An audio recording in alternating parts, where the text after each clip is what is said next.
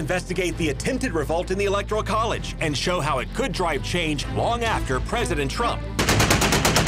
We'll examine the crisis in Syria and explain how American action or inaction played into it. That's a red line for us. I didn't set a red line. We'll also show how Secretary of State nominee Rex Tillerson's fate may rest on Florida Senator Marco Rubio. Plus, on the lighter side, it's game night, and our Glory Days bugs are back to match wits on political squares with our panel of stars. In this political climate, who would want to? This is Money, Power, and Politics.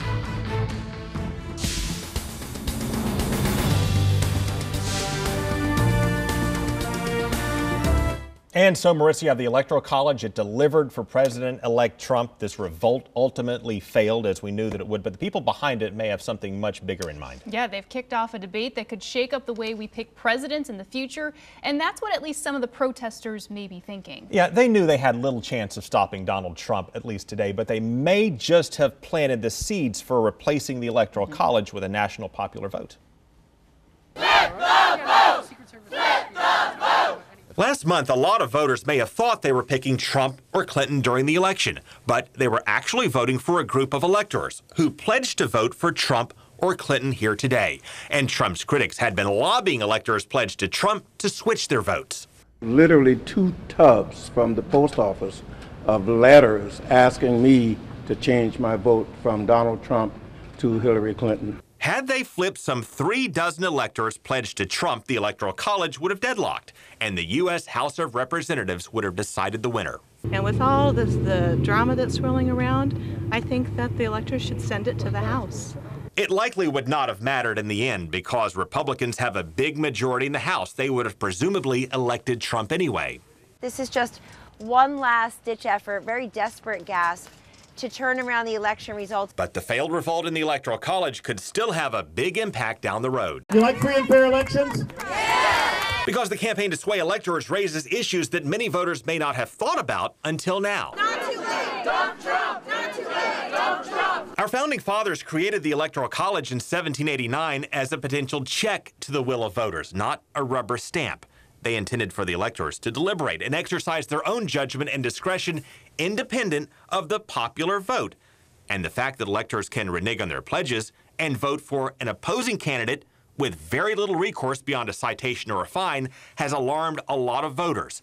And that could drive a push to get rid of the Electoral College in the future, which is what many of the people behind today's revolt ultimately want. I've just been inundated with thousands and thousands of letters to my house, emails, Facebook messages, and some of those messages, unfortunately, were death threats.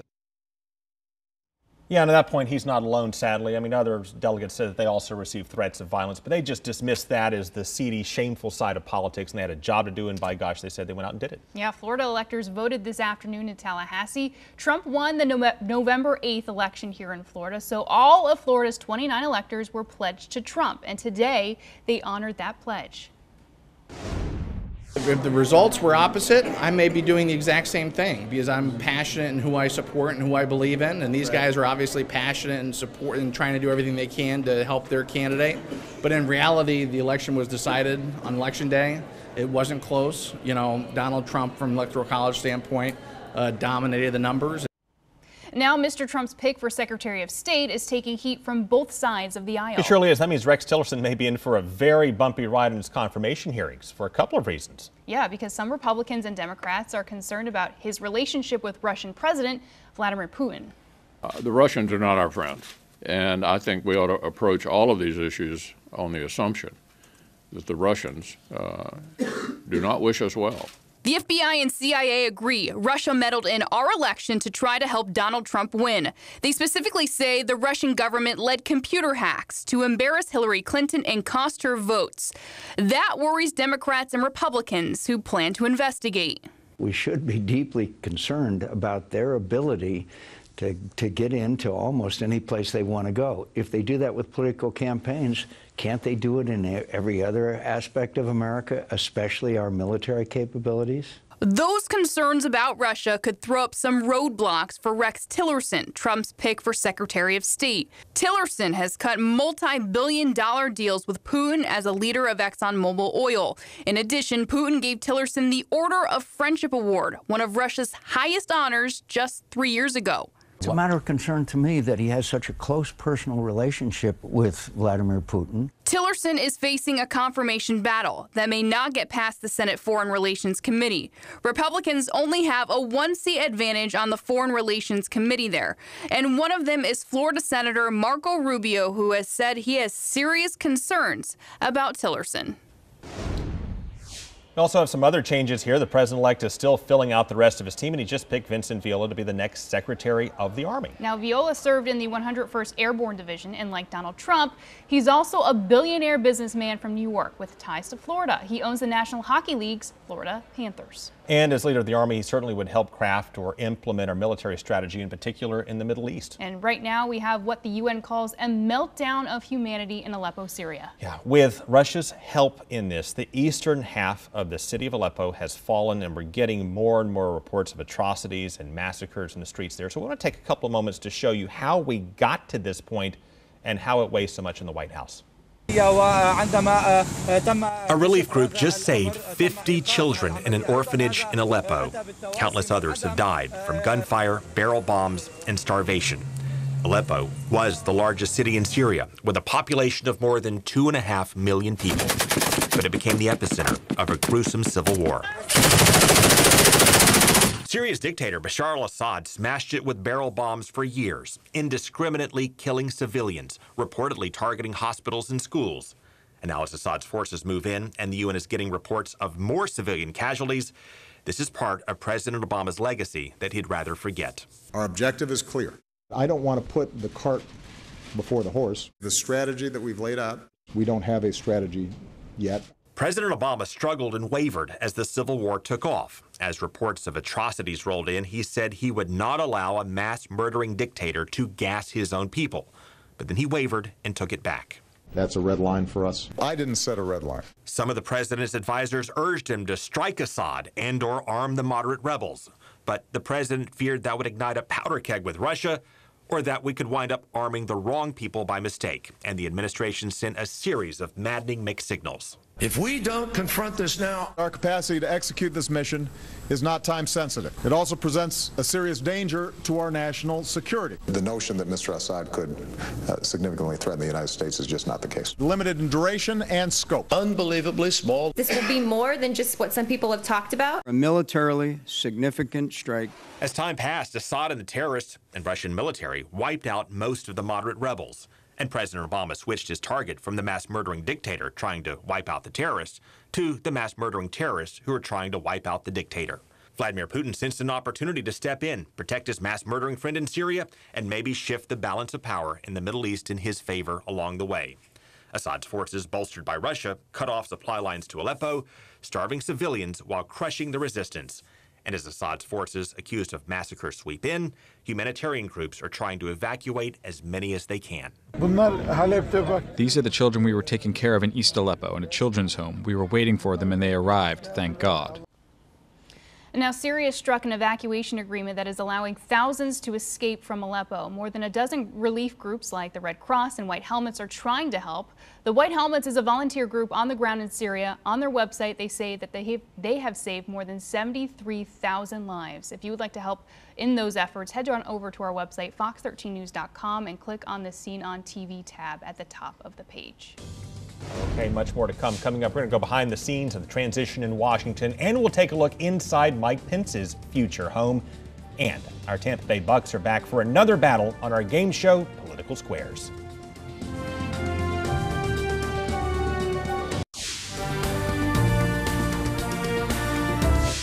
Bill and Hillary Clinton are blaming others for her defeat. They both blamed FBI Director James Comey for reopening her email investigation just days before the election. Mrs. Clinton also blamed Russia. She said Vladimir Putin ordered computer hacks against her party because she had a personal beef with her. Or he had a personal beef with her. Clinton also took a swipe at the media for his election coverage that she claims helped Trump. And while blaming Putin and Comey in the news media, she kind of left out the part about her own actions that triggered her email controversy and, let's see, her inability to craft a compelling vision for the future and her over-reliance on flawed data. Oh, and her campaign's decision to neglect Michigan and Washington and Pennsylvania, Wisconsin until it was too late, and calling half of Trump supporters deplorable. That was kind of left off the list there. Any others? I've probably got a few others there. But it's time to move on to game night, right? Because for the past few weeks on Political Squares, we had two former Tampa Bay Bucks going head-to-head. It's been a lot of fun. Yeah, tonight it is round 4. Chidi Ahanatu has a slim lead, and Brad Culpepper is fighting to tie it back up. One of these stars is sitting in the secret square, and the contestant who picks it could win a special prize. Which star is it? John Wilson, Jen Epstein, Vanessa Rufus, Chris Cato, Russell Rhodes, Mark Wilson, Matt Towery, Marissa Lynn, or Charlie Belcher. All on the Political Squares. And here's the master of Political Squares, Craig Patrick. All right, thanks for joining us here. This is round 4. My goodness, Chidi, you have a 2-1 lead right now. Brad, the pressure's on you this week. It is on me. All right, well, Squares, thank you so much for joining us. And thank you for having all of us. No, thank you. Yeah, the Squares are fired up as usual. Brad, you get the first pick. Chucky B in the middle. I'll take him first. Charlie Belcher. All righty, Brad. We got this, my man. Here we go. Can a United States vice president serve more than 2 terms? Yes or no? In this political climate, who would want to? I'm going to say no. 2 terms like a president, a vice president, they're out. And he says the answer is no. A vice president cannot serve more than 2 terms as per the 22nd Amendment. Do you agree or disagree? I think that they can serve more than 2 terms. I don't think they can be consecutive, so I would disagree. You can disagree. Whoa, he's disagreeing with my disagreement? Wait, now I'm confused. So if he says no and you disagree, you get it wrong, right? I'm getting confused here. Wait, hold on a second. Back up. Help me think that one through. Oh, for crying out loud, Brad correctly disagreed with the wrong answer. Can we finally stop with all these double negatives? So you get the point. Correct. Yes, circle gets the center square. Let's move along. Brad, you keep the O. All right, Chidi, you're up. All right. I'm going to go with Marissa again. Gonna go with Marissa again. Marissa, it's all on you. Yeah, ask me about another double negative, Craig. And in politics, you've always heard this term to keep the ball rolling, right? You got to keep the ball rolling. Keep the ball rolling in sports, too. Where does that come from? Now, bear with me right here. William Henry Harrison, one of our former presidents of the United States, he had these large balls. Stay with me. And he would roll them through town all the way to the White House during his candidacy for president. Keep the ball rolling. Make him president. Is she bluffing you? I have to disagree. Gonna disagree. That just sounds kind of... Sounds crazy. Yeah. Crazy but true. Crazy but true. Oh, no, Chidi, there you go. Don't believe me? Sorry. It was actually the right answer this time. Not a big Harrison fan. I already forgot. No. All right. I think you might be a John Wilson fan. I am a big Johnny W. fan. All right, John. Yo, okay. Who was the first president to go on TV? The first president to go on TV? I was watching television then. Oh, yeah, that'd be FDR. I was thinking Truman. I would agree. If you're going to agree, well, you got it right. There you go, and he wins this round. He evens it out 2-2. You got a 2-2 tie. That's right. I had to give it down. I had to. Chidi, you got shut out this time. But the good news is you're tied. It's 2-2. Squares, you'll be back next week, right? We're stuck in these boxes. We don't have much of a choice. They're going to be back. They're all fired up. You're fired up, too. I am. All right, we'll be right back. Bet you didn't know that about President Harrison. Well, coming up, we know that the White House is where the president lives, but how about the vice president? An inside look at where the vice president stays during his years in office, straight after the break. Okay, Marissa, we've got Washington going through an awful lot of changes this week and this month. We have a lot of people moving in and out. Yeah, that includes the vice president and the vice president-elect. Or the president and the vice president-elect. And Laura Evans toured the vice president's house and met the man responsible for a smooth transition. Carlos Elizondo is a self-proclaimed perfectionist. You have to be if you're planning all social events for the second most powerful man in the United States. I had dark hair when I started. Whether it's hosting Ireland's Prime Minister for the annual St. Patrick's Day breakfast, a party for DC public school kids, or wounded warriors for Thanksgiving dinner. It's up to me and my team to make sure that the stage is set. The home was built in 1893 for the superintendent of the U.S. Naval Observatory, but in 1974, Congress handed it over to the sitting vice president when it became too costly to secure private residences. Gerald Ford became president before he could use the home. His VP, Nelson Rockefeller, used it only for entertaining. The first vice president to live in the home was Walter Mondale.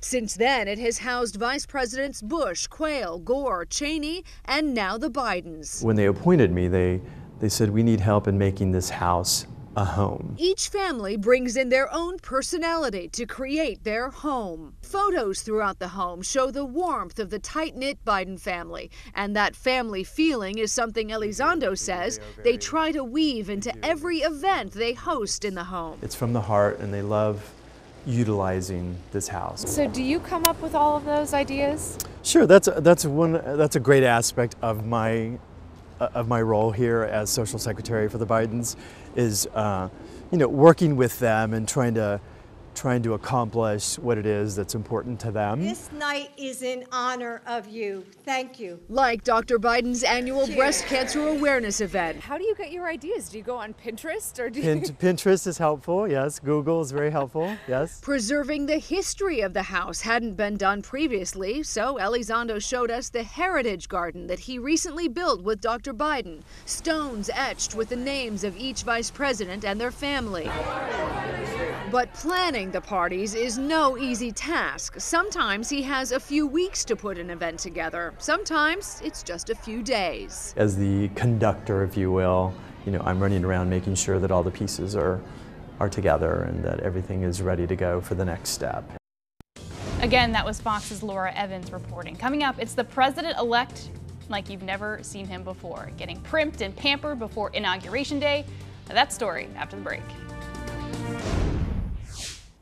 Well, for the past 6 months, the sculptors at London's Madame Tussauds Wax Museum have been working on a wax replica of who? You guessed it, a wax figure of the next president of the United States, Donald Trump. Now, they want to have this finished in time for Trump's Inauguration Day, and one of the most interesting points that I saw about this is that it has taken 4 weeks to insert Donald Trump's hair. They insert the hairs one by one. Yeah, unlike the real Donald Trump, that's not actually his real hair. And with this, they're trying to get this done by Inauguration Day. They're casting the clay head mold, which is kind of confusing because I thought it was a wax figure. I don't quite know how that works. Does he animate, Marissa? I don't think so, but that's a pretty darn good replica of Donald Trump. There's a different one coming for the Hall of Presidents, I guess. Minus that gives the you a longer sneak peek hair. there. That's right. Okay, well, that's our show tonight. Check out our YouTube channel for much more and prior shows you may have missed. That's Craig Patrick's Money, Power, and Politics. Folks, we will see you again tomorrow night. Take care. Good night.